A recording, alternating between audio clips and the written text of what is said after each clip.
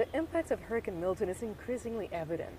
A rising death toll, mountains of debris, and profound devastation on Florida's west coast barrier islands. The community of Point Pines in Englewood, Florida, faces the possibility of being torn down. Many of the homes constructed in the 1950s have just weathered 2 consecutive hurricanes. From what I understand, they're going around and marking all the houses inhabitable right now. So just trying to clean up. I was trying to clean up the street so we could get cars down the street without getting flat tires. And the inside of our house is pretty much trashed.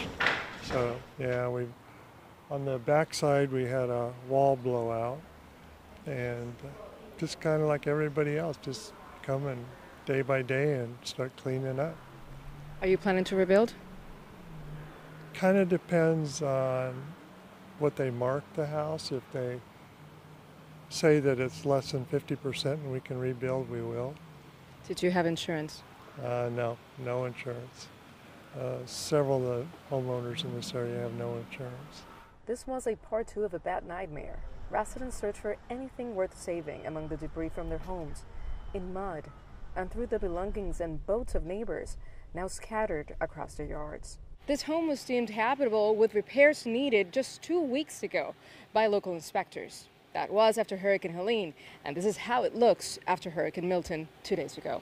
So I believe it all came from that big bang. Brenda Stutz chose not to evacuate for Hurricane Helene 2 weeks ago, but for Milton, she did. And we evacuated last time by boat, so this is much better this time for us. By boat? Yeah, because this neighborhood didn't expect surge at all last time. No surge warnings here. It was only the key over here. And so we stayed. We've been through hurricanes. This house was built in '53. Never have taken on water in this neighborhood. And we decided when we saw the water coming in, we called 911. And they said they were coming, but they were rescuing a lot of people. There's 65 houses in here. Nobody left for Helene. So they were rescuing as many as they could. For the Stutz family, Hurricane Milton proved to be more devastating.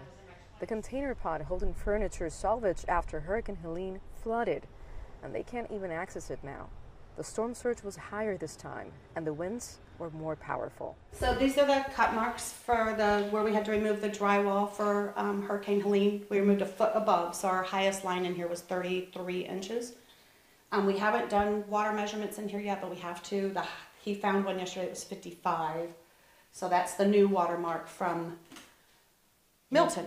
And we didn't have this mud in Helene. And after these 2 experiences, are you planning to stay here?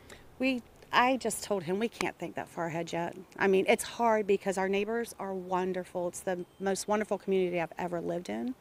And it's really hard to make those decisions right now. We don't know. We can't decide yet. It won't be anytime soon. We'll be living here for sure, but we don't know. The debris keeps mounting. Each piece like another casualty brought by the fury of Hurricanes Helene and Milton.